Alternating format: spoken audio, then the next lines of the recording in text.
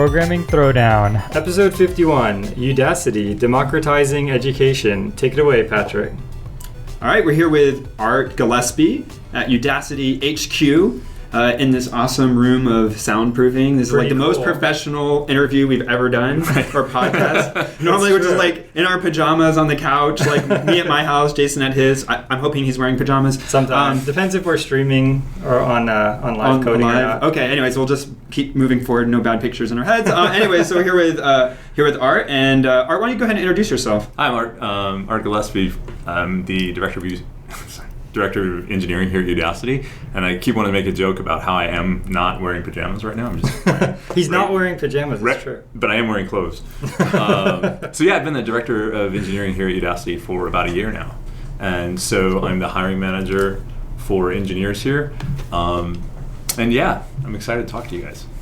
Nice. Very cool, very cool. All right, well, I think, Jason, you had some questions kind of prepared here. Do you want to... Sure. So some of these are kind of questions kind of for everyone, and we can go around the table and have a discussion about it. And so we're going to start off with kind of one of those, which is, so Art, you have a background in engineering? I do. So how did you first learn how to program? Oh, it was a long time ago. So when I was 10, we got an Apple II at the school library, and I just started, I kind of borrowed the manuals and took them home and read them. Nice. And then I was writing like video game rip-offs. Cool. As early as I can remember, but I actually didn't realize you could get a job. So I went on, as I got older, I went on to go to business school and kind of went that road, and then came back to engineering by a long and winding route. So I am not a trained engineer. Okay, very cool, very cool. Yeah, personally, I was very similar. I got a Commodore 64 from my parents, and it came with a manual that actually taught you BASIC. Right. It's kind of wild. I mean, now you wouldn't even get a manual, I guess. It would just come with a PDF on it or something. But it had this very well illustrated manual teaching BASIC, and I made tic-tac-toe and some kind of simple things on that.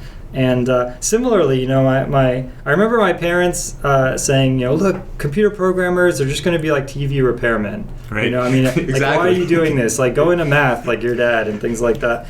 And it's amazing sort of how far we've come. And now we realize that programming, engineering, these disciplines are just like incredibly valuable. And so it's amazing thinking all the way back to then and now. What a huge difference, right? But for me, that's it. It was just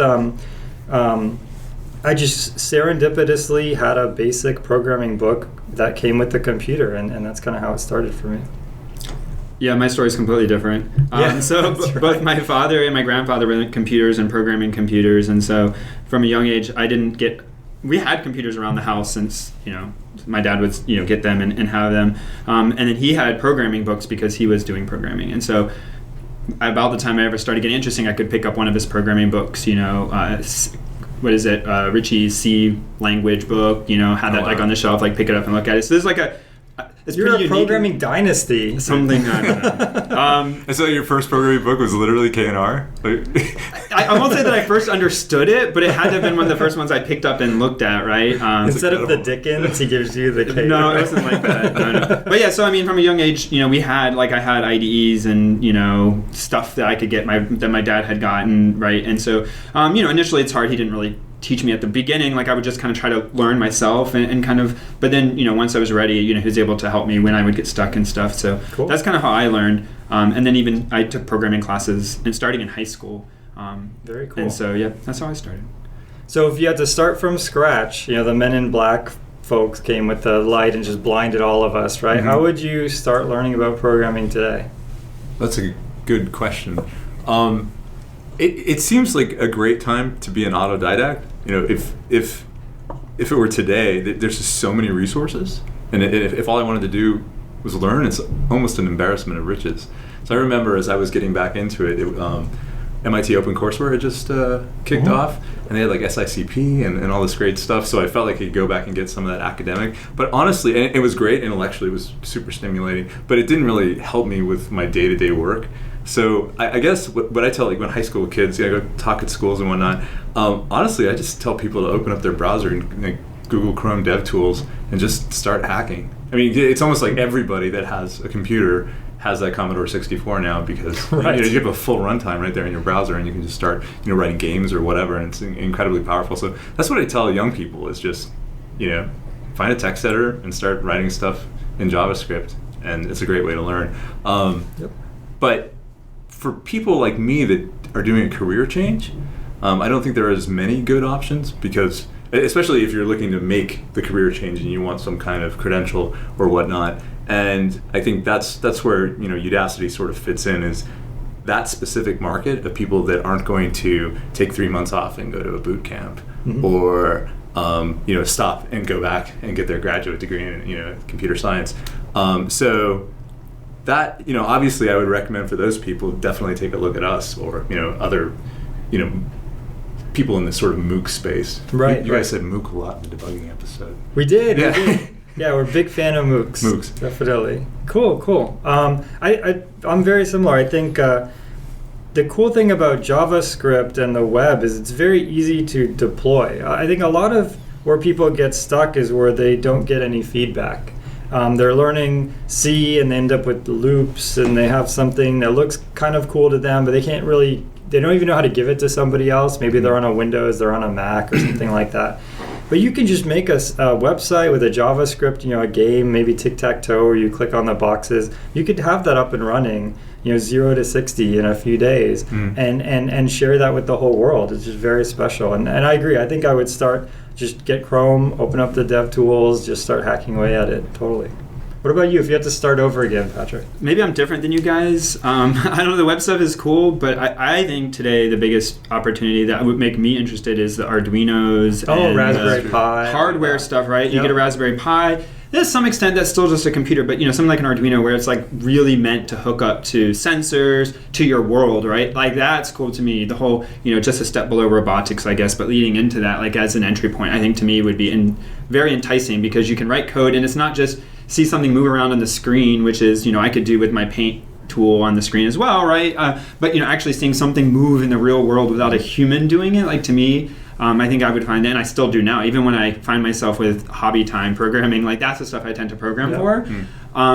And then as far as like learning from there, so like starting up, those things are cheap now. I mean, Arduinos used to be, I guess, to me as like a student, they were kind of expensive, but now you can get $90, right? I don't know if they were that expensive, but I was gonna say even like $30, right? Yeah, like kits for like $25-30. Yeah, $25-30. That's fine. You can do that, but now, I mean, you can even get stuff that's like $5 off Amazon in 2 days or whatever, right? Like, wow. It's super, super easy. We won't get into like the authenticity of those or whatever, but if you really want to, do something, right? Like you can get that stuff and start there in the Arduino IDE, and using that, and they've made it, to help you.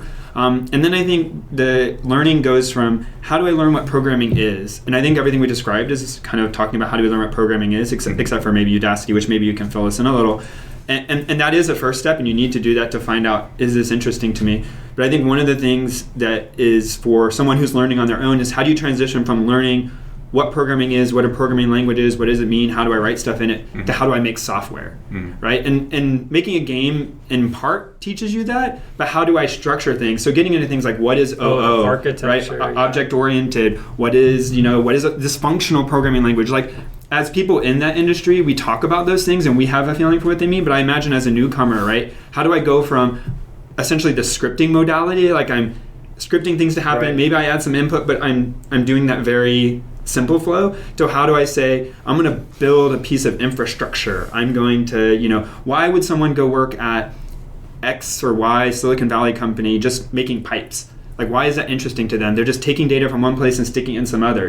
I'd rather make games, or I'd rather make robots, right? Like, but there are obviously intelligent people doing those things. And like, I think one of the missing things for self-teaching is how do you make that progression. And that's something that I was forced to learn at university, because you take a class and the teacher gets up and tells you, like, hey, when you get to industry, like, they're going to be making you do these kinds of things. Here's an established code base, like, go in and make edit. And I guess it's part of the curriculum there. So that gets in. So our next question is actually exactly this. So we get a lot. So by far the most question, I'm sure everyone listening is kind of dying to hear the answer from Art, is I got a degree in not CS, but I love programming. How can I get a job at programming? And that includes being able to do architecture and the basics and things like that. Yeah, and I think there are a lot of paths, really. as a hiring manager, I'll walk back. So start with the end of this answer and walk back. I think as a hiring manager, when people show up and they just show a big pack. I mean, I don't really pay attention to CS degrees anymore as a hiring. It's been a few years since I really cared because I just didn't see any correlation. And I was getting a lot of people that had taught themselves or had made the change. And this is sort of like part of my journey to Udacity is, career-wise, is realizing this is a powerful thing that's happening where people aren't CS majors, but they're totally capable of doing industry work. And so, I don't really pay attention to that. I look for a passion for the work.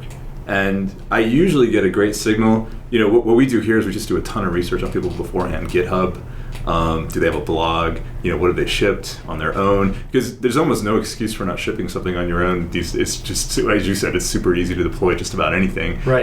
You can ship an app to the App Store. Just the cost is virtually nil. And so, I always recommend to people that they build up a portfolio of projects. And this is sort of the tack that Udacity took at it as well, is that it's project-based curriculum. And so you go through, you fix real projects, you build real projects from scratch. And, we have an army of code reviewers that go through it. And, you either meet expectations, don't meet expectations. And that's why we feel comfortable credentialing people at the end, is they've gone through this sort of rigorous code review project on the process on these 5 or 6 projects. But whether you do it at Udacity, whether you do it on your own, that's the key, I think, is having this demonstrated passion for the work that manifests itself in projects. Gotcha. So do you have a differentiation between people who do the shotgun approach? Like here I have a bunch of, and I don't mean this slanderously, but a bunch of toy apps, right? Like here I wrote another to-do app in JavaScript, and then I wrote, I wrote an iPhone game, but it's, I moved sprite. It's a match 3 game that I found mostly the template on the internet, right? Like, so thinking about how I would look at hiring someone, right, and bringing them in is like, to me, that approach says something very different than this person kind of sat down and did something new or something different, something where they had to get past the point of following in other footsteps and like kind of doing that learning where there isn't a clear guide, right? Like they've been given the fundamentals, but they have to go out and kind of do it from, I don't know if from scratch isn't the right word, but kind of like build that thing which there wasn't an existence proof for or whatever. Well, I would argue that the signal I like best is actually that they went to a real project and just started contributing to it in a small fashion and not doing something from scratch and being hyper creative and being able, because I hardly ever hire people that I need to create something from scratch. Fair enough. I need them to work on a code base and build features. But it's a fair point. If it is just sort of, look, I completed this tutorial, obviously not that interesting, right? But there are people that have taken tutorials and just gone insane, right? And that's super impressive. But yeah, I mean, a lot of times I'm actually looking for people that have contributed meaningfully to open source projects, even on smallish features. So what would you say, and obviously specific examples, but like as a general case, like what would be a significant contribution to an open source project? Oh, that's a good question. So like, I mean, obviously a bug fix, right? Like could be a scale from like I went and changed one line of code, but that's still hard. You got to figure out what line of code to change, right? To like adding a feature.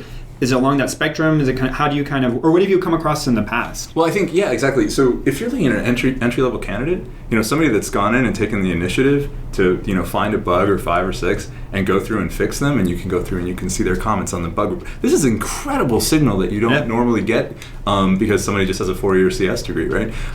So it's not so much, I mean, there is an issue of scope there, right? If they just went in and fixed the README and said, I contributed to Python, which people have definitely done.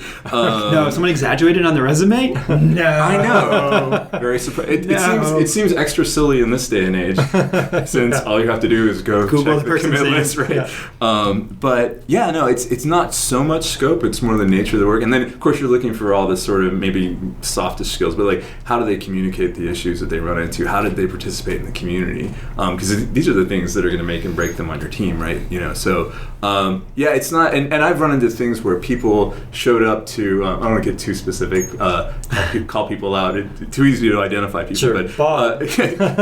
But where somebody went to an open source language project and basically had completely rewrote their support for AIFF files.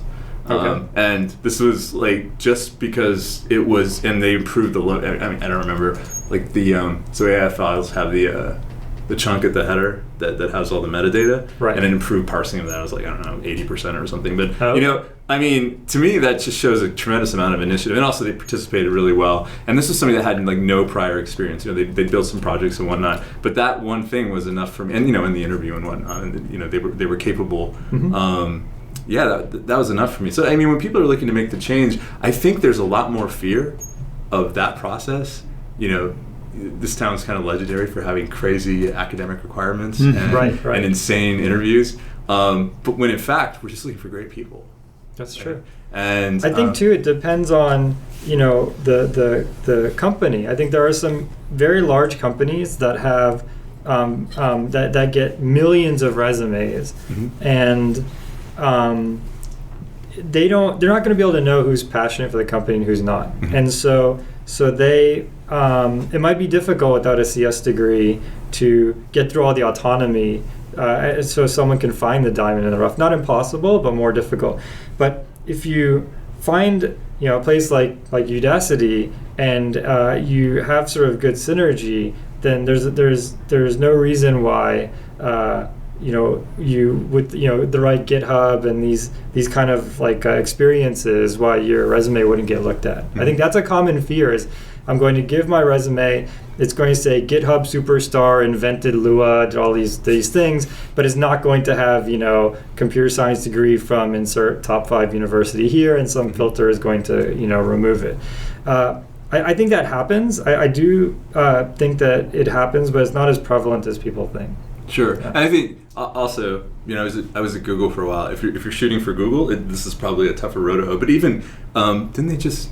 And I think you guys mentioned it too. They had their how to become an engineer page. Oh, the Laszlo posted this, right? There was this list, and like Udacity's on it, and you know how to become a software engineer. Nowhere on the list did it say go get a CS degree. Right. And so I don't know. Maybe things are changing there as well. Yep. But so that's really exciting to me that it's not, and because just if you think about, you mentioned the Industrial Revolution earlier, that if we think about the number of jobs that are going to require these skills and the number of people that have them, we probably have to find a different model. Yep. And just to recap, so we talked about this in the 50th episode, but in case you're skipping, there's this idea of sort of this pyramid where you just, at different levels of the pyramid, you have different roles, and they're needed at different quantities. And the Industrial Revolution shifted that whole pyramid up, where you need way more mechanists, not as many farmers, and just everyone kind of, all the other levels above farmer grew dramatically.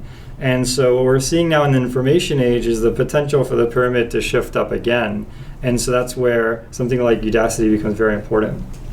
So I just one thing to clarify and then a comment. So we're talking about Udacity both as a place to learn and a place to work. So that might be slightly confusing to some people. So maybe good to talk about Udacity as a place to work. You guys aren't just a shell website that, you know, hosts people with his videos. So maybe we can get into that a little later or whatever. But you're talking about it one way, that way, but also as the place to go and, you know, get learning. That's true. Yep. And so just to, people might have gotten a little mixed up there. But yeah, I mean, I think what you guys are talking about is interesting, is that as companies have trouble hiring people because the, you know, universities are only capable of churning out so many people, and they're mostly focused on weeding out unsuccessful computer science people as opposed to in some ways making them successful. That's my personal opinion anyways. And so you know, they're mostly focused on that it may be the companies that have the pick of whoever they want. It may be a difficult road. It may continue to be for years to come, because as long as if universities are still producing enough very talented people who both had time, opportunity, and timing to go to university did that, they may take them preferentially, seeing it as less risk. Now, whether or not it is, you know, to be debated. Right. But then, you know, there's always going to be those other companies that are looking, and they don't have the name recognition. Maybe it doesn't make them a bad company. It just means they're the next Google or Apple or Facebook, right? Those up and coming, when Google and Facebook were initially there, right, and now they're a big company. So there's other companies looking to become that, and so they aren't able to get the, you know, top 1% of graduates or whatever, and so then they have to look at other things, and they're still looking for quality people and quality signals. And I think that's where we're talking about. Now, it may change for the other companies as well. They may begin to accept things that they don't today. Also, you have to look at your entire career. Right? I mean, once you're established in software engineering discipline for 10, 15 years, then the field is completely equal.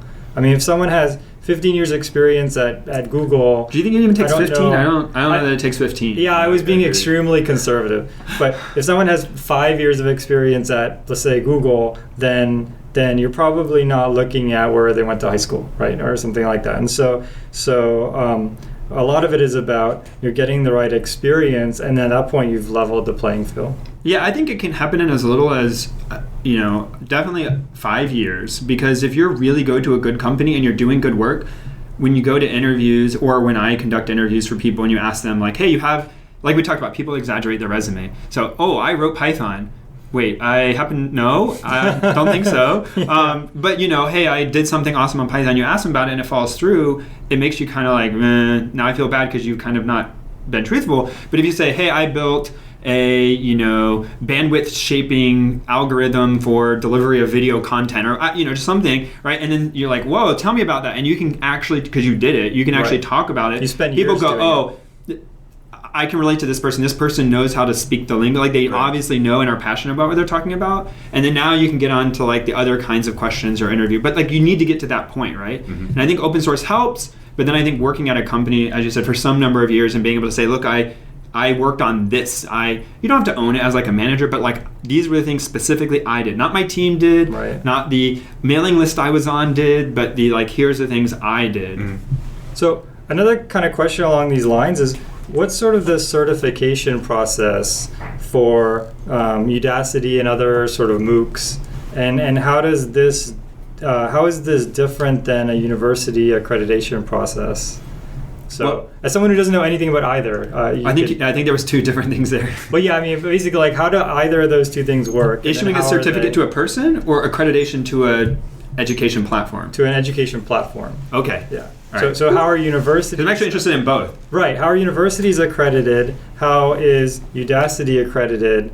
And sort of how are these things similar and different, right? So I don't know how universities are accredited. No, apparently nobody...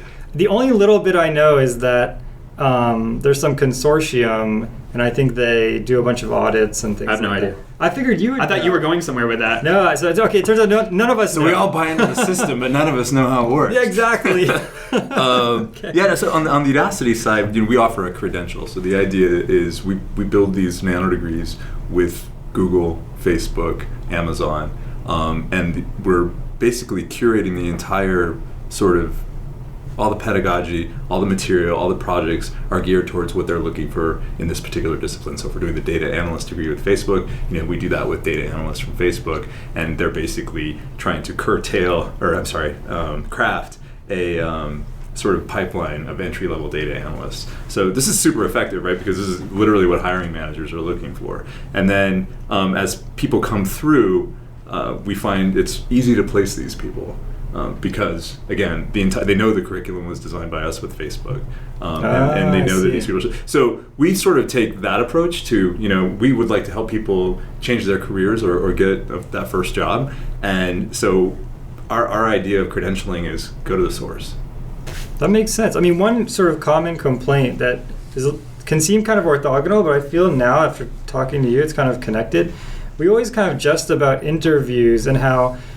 So Max Howell, who invented Homebrew, which is very popular OS 10 software, he posted on Twitter. The post was a quoted post. It said, he was quoting as if he was. I can't remember which company he applied to, but it said, you invented Homebrew, but you can't invert a binary tree, so get lost. And his whole thing was, I interviewed at this company. I have all these years of experience, but this some academic thing from 15 years ago hasn't applied to me, and I didn't get it right. So I think maybe that kind of starts to build the pictures. I think a lot of academic accreditation comes from it's just much more has a much longer tail. In other words, the people are looking at the next 50 years or 100 years and saying, what should computer science people know 50 years from now? And the answer is yes, you should always know how to do sorting, and that's just a universal, right? But that puts people who get a degree in a very weird position because the industry doesn't really need that. I've never since leaving university have had to code my own sort algorithm. I would just download it, and I mean, I'm sure you're in the same boat. So there's this kind of disconnect, right? And I think by going directly to the companies and saying, what do you want, and how can we get people there, you're putting people on a direct path to something that's of value to the industry. Well, wait, so that's a good question, though. So if you go take data analysis, what is actual, were you? We have a data analyst nano degree. Okay. Yeah. If I go take data analyst nano degree, obviously probably to start I need some sort of background in programming before I start, or can I take it just, I want to do a little like example walkthrough maybe. So like, I don't know anything. Can I just start on the degree? You're a chemical engineer. You want to be I'm a chemical engineer, so I know math. Right. So I'd say if you're a chemical engineer, you can jump in. So we have we sort of suggested prerequisites. Okay. And we have a ton of free courses that can help people fill that. Okay. Fill those, but it's really a question of comfort level. So you walk into DAND, and the first course is pretty basic statistics. But if you're completely uncomfortable with math, sure, then there'd probably be some things that you'd want to do first. Okay, but you've not programmed a lot. It would be no. So I would say we have a few senior courses that are clearly nano degrees that are designated, like Android and senior web dev, where it's definitely, I mean, implicit in the title that you've already done some programming. And then we actually one of our most popular nano degrees is intro to computer science. Okay. Intro to programming nano degree, and that's literally, so if you find yourself in another nano degree having trouble with the sort of assumption of programming experience, then just go to intro to programming, and that's literally regardless of whether you want to go iOS or Java, Android, whatever. This gets you up to speed on sort of the basics of programming. But again, it's not a strong computer science focus necessarily. Sure. The idea is to get you to be productive. And so if you came from, okay, I'm a chemical engineer, I went through the nano degree, data, like, it's good. Facebook presumably came to you, or you went to them and said like, hey, let's create this together. So they have some like, we like what's in here. We've looked at the syllabus. We've maybe taken the classes, whatever, sign off on it. But then, taking that and making it a job at Facebook, is probably a helpful thing, right? But is that sufficient? Because I would imagine Facebook wants to know, hey, if we want to switch you from, I don't know, maybe they have a specific data analyst position that isn't also expected to do programming, that does other stuff. But, hey, we want that background. Would it be, look, we want a nano degree in that and something else? Or do you think a nano degree in that and, hey, you can start becoming a data analyst and learn the rest on the job? Do you see where I'm kind of... Well, I mean, I think with entry-level positions, there's always that component of, as a hiring manager, you hardly ever get everything. I keep switching hats here, like from hiring manager to talking about Udacity, but as a hiring manager, I hardly ever get everything I want in any hire, and there's always an on-the-job component. Yep. And oftentimes they bring things that you didn't expect, which are awesome. But no, absolutely, the people that come out of the data analyst degree get data analyst jobs. Okay. Whether I guess if they want to move into another role at that company, then maybe they come back and take another nano degree, which would be awesome. Cool. That makes sense. So, tell us a little bit, more specific about Udacity. Kind of tell us sort of where did the idea come from? What was sort of day one at Udacity like from talking to people and things like that who were there at the conception? What's sort of the history like, the sort of ramp up, and where's sort of Udacity now? Yeah, so in 2011, Sebastian Thrun is our founder. He was a professor in AI at Stanford, and I'm not really sure what predicated this, but he decided to make it available, the course that semester, available to everyone in the world. And this was real time, and like they were doing the full experience just for anybody that wanted to attend. And I don't remember the exact numbers. I want to say it was like 60,000 students. Wow, that's a lot. I'm being told it was over 100,000 students. Oh wow! Okay. Signed up, and it was taking that one class. Yeah, exactly. Wow. And they're grading everything, and it's insane. Doesn't scale. Right. But what he was shocked by, and what the sort of nucleus of Udacity was that he had to, when they got done and they ranked everybody, the first Stanford student was like 47. And so the first 46 people in the class were remote. Wow. And he's like, and so the idea was, how do we scale this? And so that is the sort of inception of Udacity. And since then, you know, and it was one of the first companies. Well, that was probably the first MOOC that was real time, and then, you know, sort of experimenting with those massive open online course models at the beginning, and over time iterating to this. You know, Sebastian likes to say, and I agree with it. I think it's true. Is that the fundamental, and I know a lot of people would disagree, but the fundamental value proposition of an education is a job. And so we've, over time, evolved to that. And those are some of the most rewarding things for us individually, and as a company, as a business, is seeing the people who we help reach these goals. Yeah. You know, they're in one job, they're dreaming of, you know, getting over it, and then it happens through this process. And, you know, to your point about, earlier we were talking about they finish the data analyst nano degree and then they get a job at Facebook. But actually, we have a whole careers group that helps people, that does resume reviews, GitHub reviews, LinkedIn reviews. Engineers on my team do mock interviews, so we give them like the full Silicon Valley interview experience. And then we. But actually, the really cool thing about that is what you don't normally get to do when you interview somebody. Tell them how they did. Exactly. Yeah. So you do a 45-minute interview, and then you talk to them for 45 minutes and kind of, you know, give them feedback, let them know what they could do better, but also kind of pump them up. And I have a friend who stopped interviewing because doing interviews or going on interviews? No, he or stopped conducting. He stopped conducting interviews because so many times people felt like they were doing good and they weren't, or vice versa, and he couldn't give the feedback back to them, and it sort of like leaves this hole. So we should clarify that because not everybody may know how that works, because it was kind of interesting to me, because when I got my first job, it was a non-technical interview. So they just ask you like, tell us about a time where you didn't like someone and had to work with them, and then behavioral questions.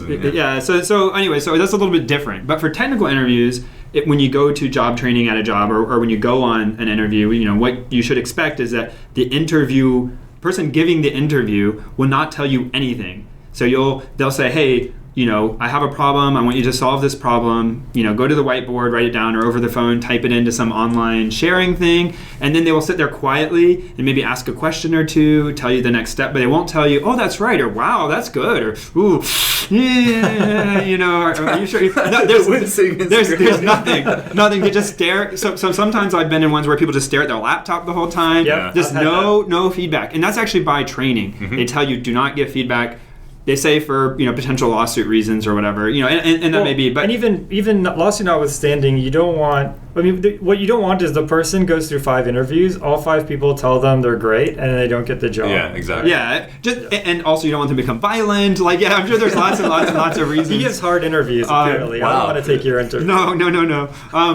But yeah, so... people's just opinion of themselves are way higher than, to your point, right? People think they're doing great, and but so yeah, that's great, right? That, you know, having someone tell you at the end, hey, here, you did this at this point, or you did that at that point, or you forgot to do this, is like really helpful, because it's very nerve-wracking to essentially be talking to a wall that you feel is judging you. So, and it's not even, they may think, wow, this is the best person I've ever seen, but they'll probably give that poker face and not tell you anything. What's the connection between the nano degree and this sort of job training, job preparation? Is there a job preparation nano degree, or does that come along with all the other degrees? So the career services come along with the nano degree. There is an additional thing called career advisor, and then we launched something recently that we're super excited about, which is a job guarantee. So I saw the email on this. Yeah. So it's an additional $100 a month while you're enrolled, but then we guarantee to find you a job in 6 months, or we just pay back your entire tuition. So very cool. But yeah, on the career services thing is really interesting, and like all the engineers love doing this, because you do the poker face thing for the first 45 minutes, because I think all of us remember our first, maybe first 10, 15, you know, interviews throughout over the course of your career, and they're stressful.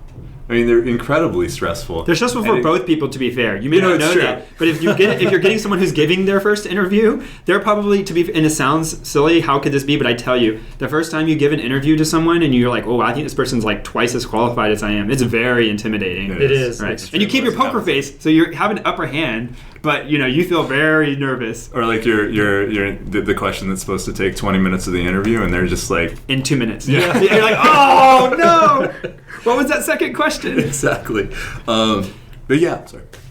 Yeah, totally. Oh, so when you're doing a nano degree, the Udacity is trying to provide more than just, hey, take this course, take this course. They're trying to help you grow, right? They're trying to create you a career path if that's what you're looking for. Presumably, some people may not be looking for that. They're just that's true. I mean, learning, but actually, that's a good question. So if someone is just a pure academic, maybe they have no interest in a software engineering job. Maybe they're perfectly happy being a lawyer, but they just want to learn just in a very sort of like high level academic setting, computer science or anything, economics or something, right? Are there those courses? Is there a sort of, because that's a little different than a nano degree in terms of sort of the goals, right? Sure. So how do you sort of balance that? So we have, historically we have some psychology courses. I think there's some econ courses. With nano degrees, it's just been totally, let's get people jobs in tech. So nano degrees are almost exclusively focused on that. We have a tech entrepreneur nano degree, which is more focused on sort of starting a business, running a business. Okay. But for the academic, the more academic subjects, I guess, we have these free courses, but it's not really our main business. It's not what we don't aspire to get people jobs as economists. Right. Yet. You're not going to go Well, let's say, so is that actually true? So now you're focused on, it sounds like mostly technology or even computer science as a big focus. But then, do you see that transitioning to other? Like if all of a sudden the math factories start popping up and you need people to make widgets of math, then you could pivot, right? We've gotten pretty. So the machine learning nano degree and the deep learning course that we did with Google. That's getting more and more practical. Like I feel like I need to know it, for my job, but. That's fair. We push the boundaries there. We've been doing also historically. Our first course was AI. We kind of stick to that. But makes sense. But no, really for us, it's all about we're passionate about this mission of getting people jobs. Cool. So we're all. I think there was still something there. So for people who are just looking to audit, so like famously the judge ruling over Sun versus Google over Java APIs is like, well, hey, this is super subtle. Like I should go learn programming, and he admitted from the bench that he had gone and read about programming, and I read a book I remember he said basically he taught himself programming. Now, to what degree, I'm not sure. He's a judge, he's probably really busy. But if he wanted to come take, right, like is there an option there to kind of like, hey, I'm just auditing a couple courses, is it at that level? Is it easy for him to identify here's some things to take versus not take because of what I'm looking for? Well, right, this is an important part of our model. So it's a freemium model. All of our course material is available for free. So if all you want to do is watch the videos and look at the material, anybody can do that. You just sign up, do it. The nano degree is more about the services around it. So the project code reviews, the one-on-one mentoring. So I guess it depends on whether you learn better. If you would get value out of a one-on-one mentor, even if you didn't need a job, then the nano degree probably is still for you. If you get benefit out of the code review process, that would still be great. But I think that's actually a great distinction. I would never ask you to talk bad about other people in the space, but I think I've been on other places like, here's a course about blah, and it really is, they want to just charge you for the videos. Like that's the thing they're selling. And I think that's interesting what you said, that you guys aren't trying to sell videos. You're not trying to sell learning. People can learn, you want the knowledge, you want to help people, but it costs money to have someone get on the phone for an hour and a half doing 45 minutes of an interview and 45 minutes feedback. It costs money to have code review and peer review. Those people have to be, by necessity, they could be in the field, right? Or else it's kind of meaningless, and so therefore it's going to cost, right? And so it's interesting that that's the thing you're trying. Like I think that's that's something I didn't really understand, I guess, prior to you saying this. So we basically charge for the services, essentially. Yeah, I'd also thought up until now that the money was just sort of for the certificate. Like I hadn't really understood that there were different services for the premium versus the free tier, and so that actually makes a ton of sense. And it's the services that lead to the credential. Right, but you get both. Yeah. Totally. But you're not paying for a piece of paper. No. Right. And I guess to some extent people say that at university you're paying for a piece of paper. But that's not really true. University, you may criticize in some classes they do, but they don't typically just sit you down and like show you a video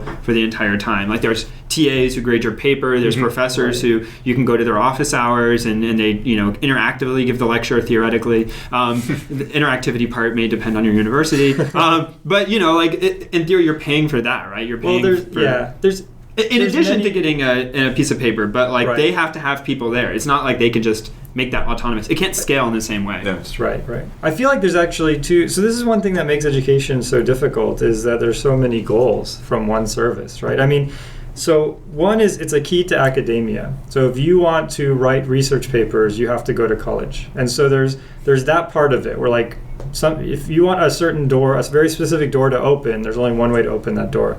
But there's also if you want to write a very specific kind of academic paper, like peer-reviewed, journal published academic That's right. paper. That's right. Okay, just to be fair, I mean you could just publish a equal quality paper without that. Oh, that's right. Tag that's right. and okay. Right. But well, I distracted you a little. Well, not to go on too much of a tangent, but a lot of academic papers are peer-reviewed, and so even though it's a double-blind peer review, it becomes sort of a clique. You have to be part of the clique to get the paper published. So Okay. anyway, but that's one goal. But then that's the minority of people. Not many people. Like there's this inverse exponential thing that goes on. Basically, every year you're in college, half the people drop out, and this goes from first year, freshman year, all the way to last year of PhD, and so there's really nobody left at the end. So for everybody else, you're really wanting to change your distribution. So in other words, if I was to pick a person out of a hat who has a CS degree, A sorting hat? like Harry Potter, yeah. So if I was just randomly pick a person who has a CS degree and randomly pick a person who doesn't, then the first distribution hopefully skews more towards someone who's going to do better in the job.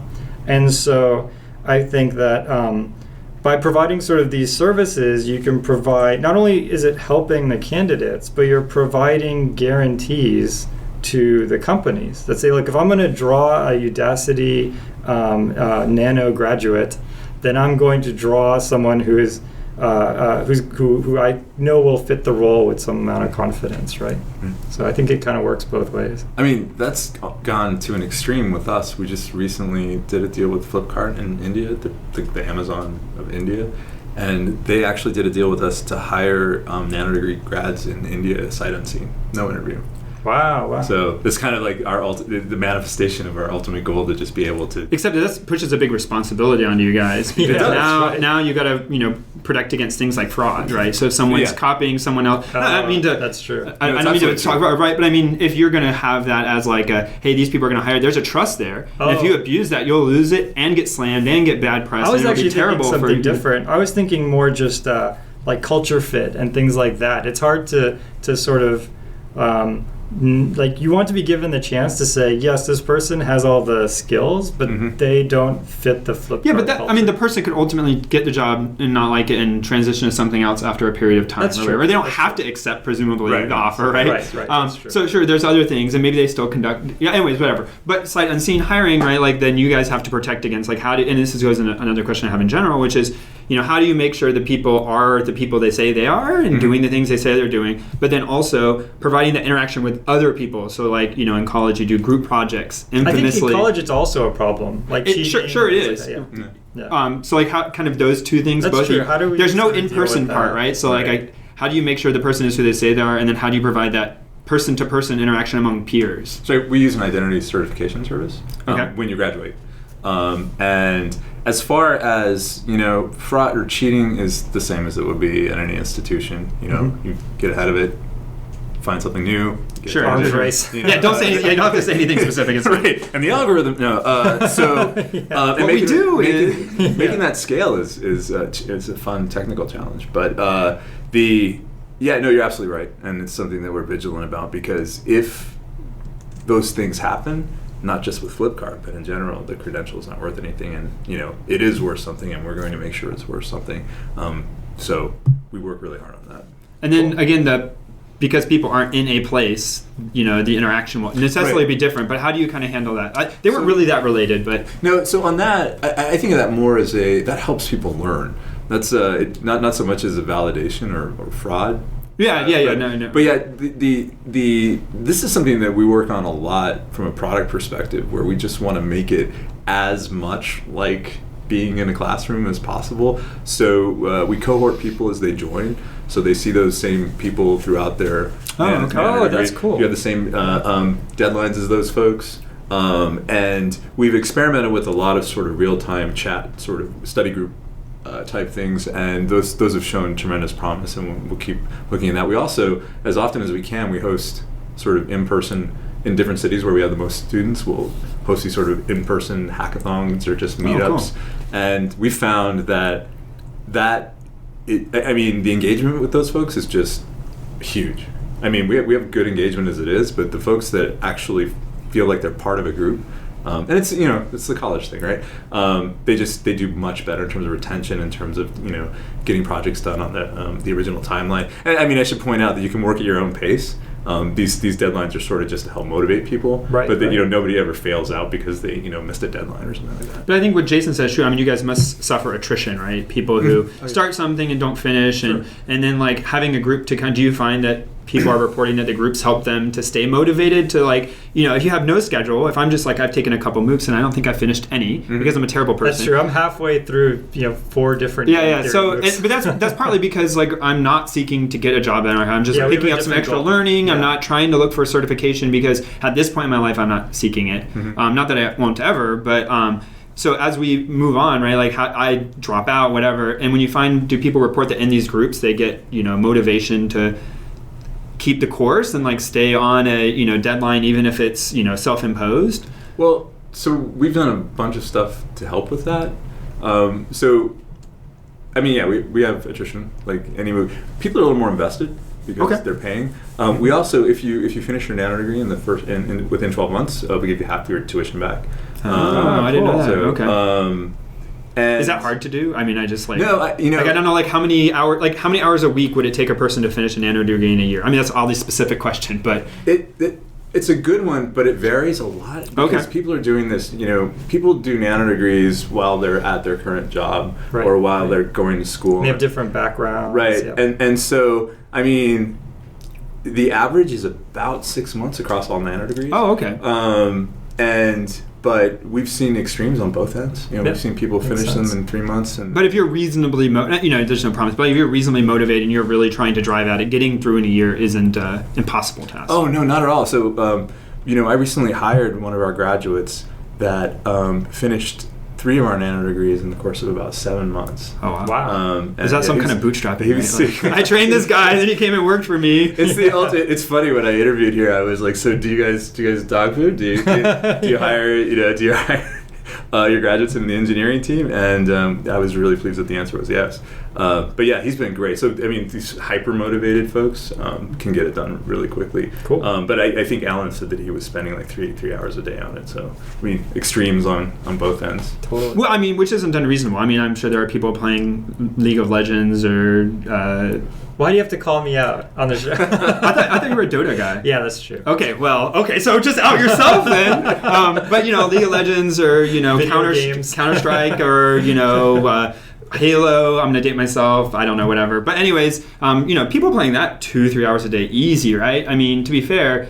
I'm not saying they're wasting their time because you do what you want with your time, but like finish it in a year. Yeah, I mean, 2 to 3 hours studying is probably harder than playing, League of Legends for 3 hours. But it's not ridiculous. Yeah, absolutely.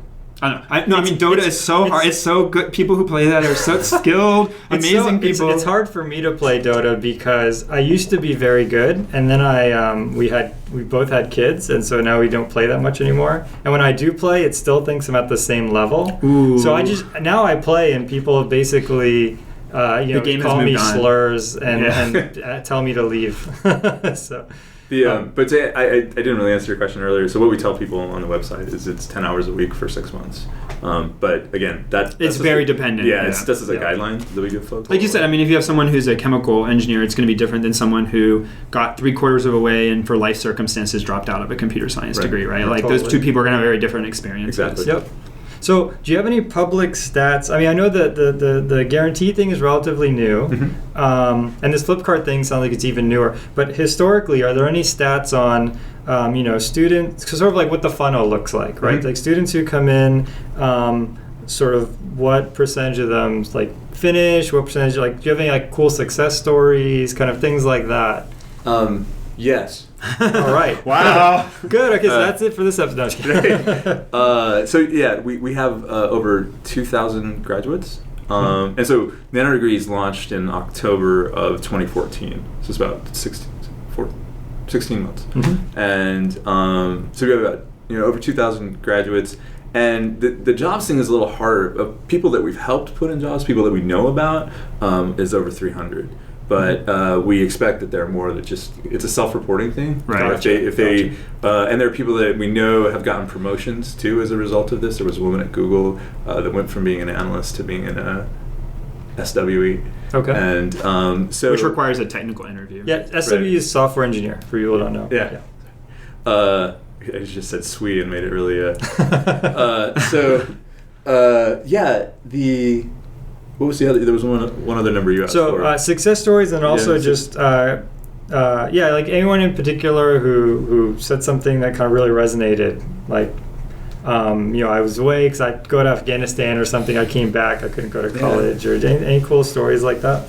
So my favorite is actually Alan, the guy I was telling you about earlier. So he was the special forces guy, and it's funny that you said that because he was in Afghanistan.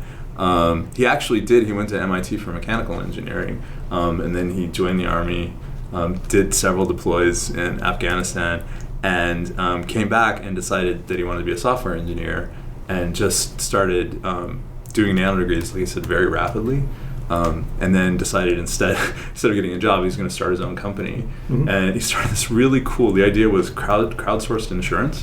Okay. So basically, going back to the idea behind insurance is distributed risk. Right. But like now you pick the people that you distribute risk with. Okay. So it's a totally fascinating model. So I'm imagining a Kickstarter page where it's like, "Hi, I'm an athletic 30-year-old looking for other people." Non-smoker. Yeah. So the idea is like all of you get together and you say, "Okay, if I break my arm, we'll all split it, in ways." Or something. Well, is it? Okay. Let him finish the story. Then we can ask specific. Sorry. Yeah. That is an amazing business. So, and novel too. I was really surprised. But anyway, he wound up interviewing here after he'd been doing that for about 6 months, and we were all just blown away in the interview process. First, of course, we have a soft spot for our graduates, obviously. Right. But yeah, I hired him on the team, and he's just been incredible.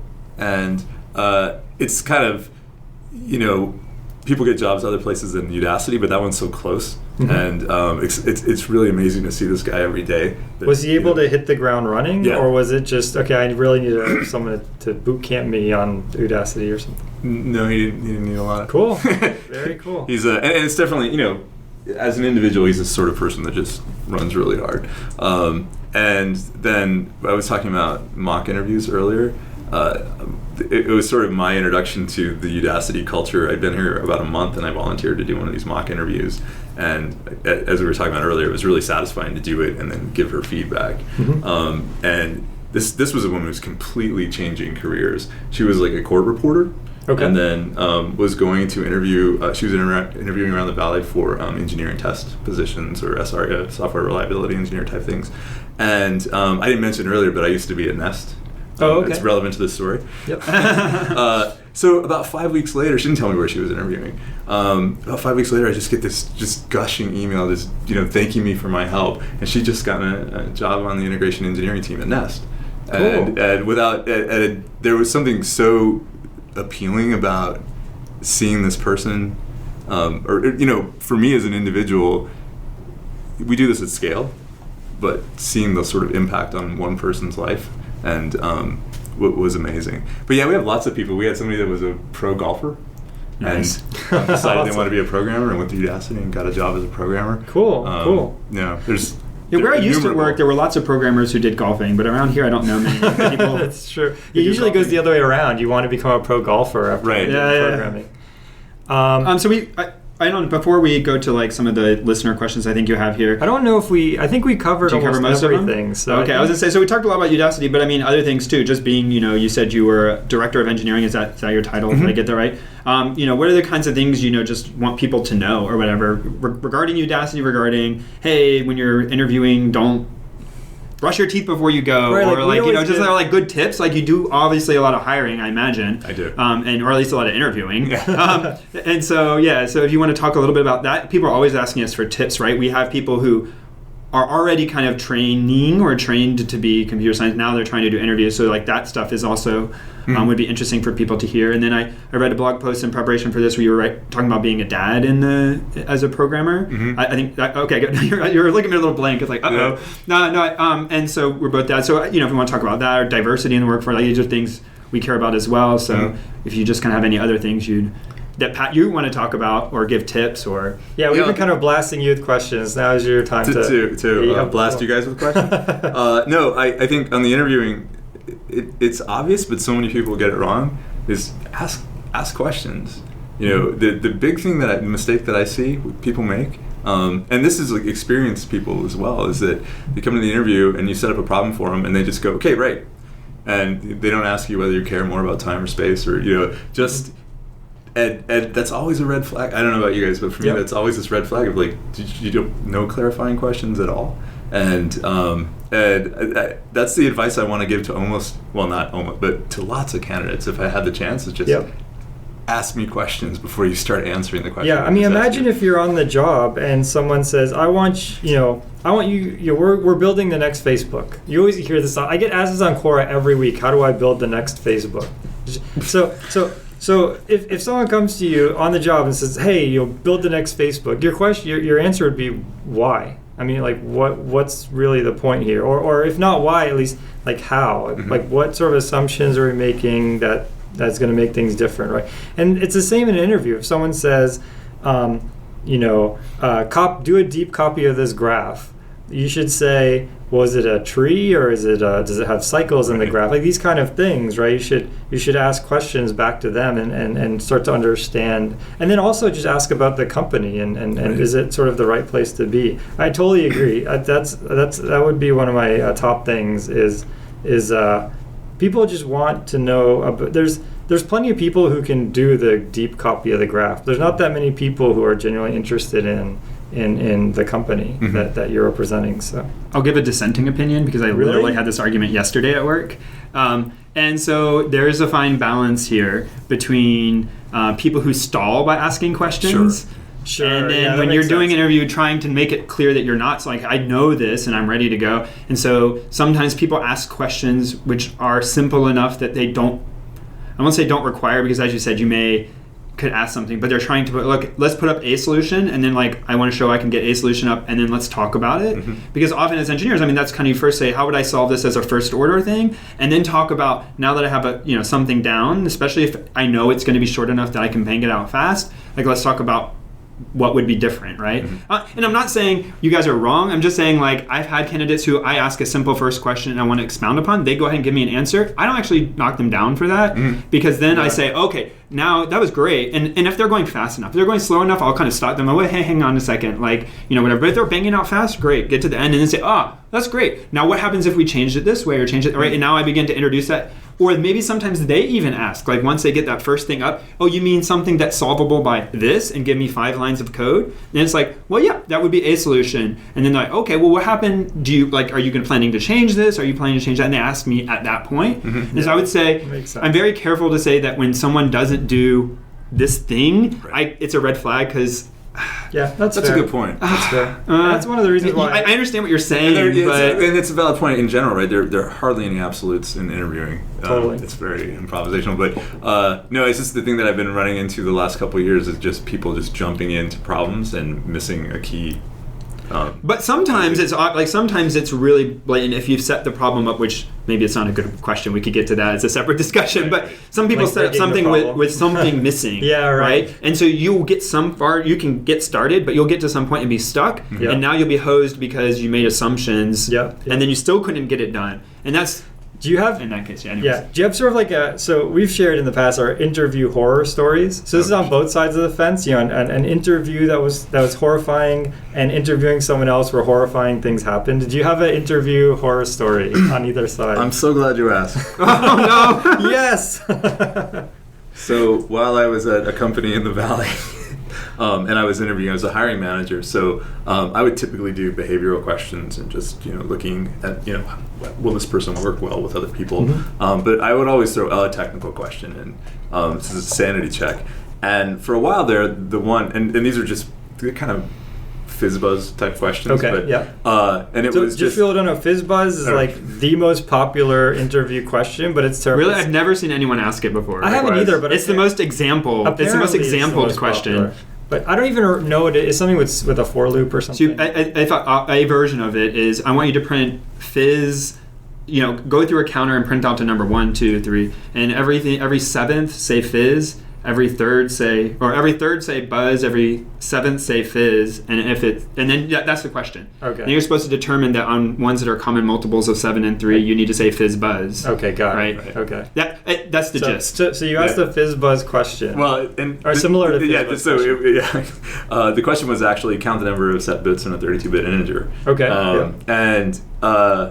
And this guy, so he was French. So I'm gonna try to do an impression here. This guy kind of leans back in his chair, which doesn't work on radio. It's just total attitude, just body language is off, and he's just leaning back in the chair. He's this contemptuous look at the whiteboard, and he's like, "You can tell it is a hardware company with the bits." And I'm like, no, this is a problem solving thing. Like first principles, no problem. We just walk through it, and he's just getting angry. He's just like, and right when I'm about to call it, and I'm just like, okay, forget about it. We won't do this question. He yells, "The bits! I have not used the bits in years!" And then he picks up his backpack and storms out of the building. Oh my! So was it instant hire? Yeah, like Instant hire. Sounds great. Keep that guy around, man. Sounds amazing. Oh man. So the answer is lookup table. That's painful, right? Like that. Well, one lesson I'm there gonna do is, the problem now. Like, I'll say like on air. Fascinating. The hardest thing, like the most frightening thing for me as an interviewee, somebody asked me how would I design a database for this website, and it was a website company. And I only knew embedded systems. I know anything about web, anything at the time.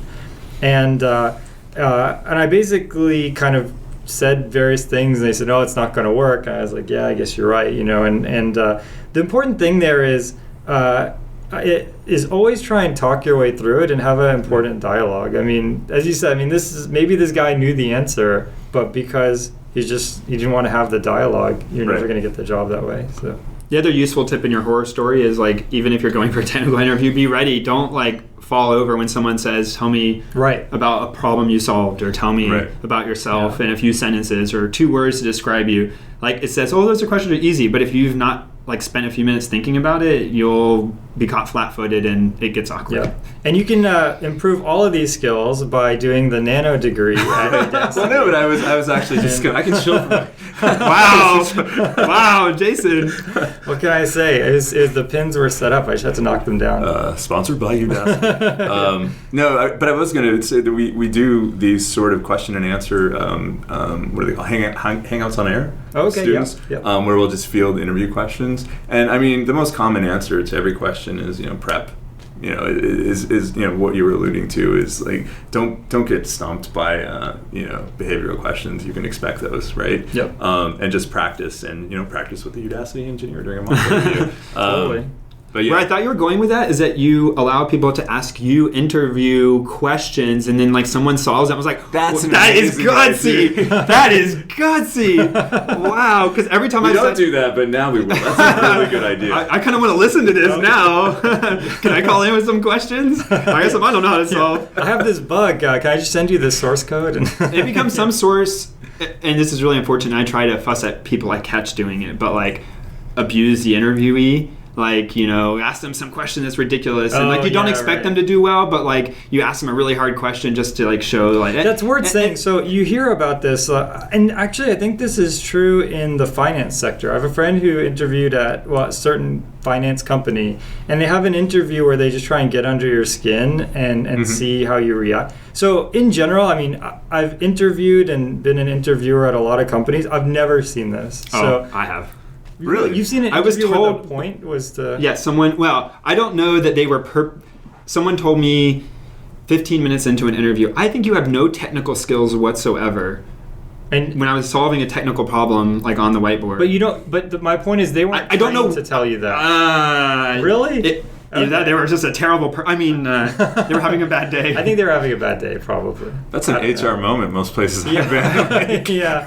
Talk to a candidate like that. Anyways. All right. So no, I don't know that for sure it was a test. It's impossible to know. But it is true that some people are told, ask the candidate, and I do know this, like ask them a really hard question, and then you have a calibration internally that like, oh, they're only expected to get the easy answer or halfway through, and they want to make sure that at least one question isn't completely solvable, so you know kind of where the that's fair upper limit is. That's a little different, but and that's true in programming competitions as well, Yeah, right? Like there's some you're really not supposed to be able to answer in the time frame. That's why the Eastern European ACM set is harder than the World Finals set, because there's so many teams from the Eastern European division that don't qualify, because only the top 3 teams from each division qualify, and they found that when they made those 2 sets the same, everyone got, not everyone, but a lot of people got all of them right. And so they ended up having to make that set harder. And so you're right. I mean, interviews are the same way, where they need to make sure that you can't get everything right, so that because they want to know what happens when you squirm, right? And not to an abusive point. You can avoid HR moments, and you have to be really trusting of the person doing the interview as a hiring manager to tell them to do this. Right. But just because you're doing poorly on a problem, A, doesn't mean you're actually doing poorly, and B, may mean it's designed for you not to finish. Yeah, that's true. So, anyways, I think I derailed us. You were saying about this person in the finance, and no. I think there's some interviews that were some companies where they there's like people think that at companies they try to give you a hard time, but it's not true. They're really just trying to find the best people, and you're both kind of have aligned interests when you're interviewing. That's one important thing to take away. But cool. Thank you, Art. Thank for you your guys. time. It's fun. This is awesome. Well, I'm really looking forward to getting the feedback, and so we might get some questions for you from the listeners, so we can send them your way and things like that. And Sounds good. Cool. I guess that's it. Thank you guys for listening. And the intro music is AXO by Binar Pilot. Programming Throwdown is distributed under a Creative Commons Attribution Share Alike 2.0 license.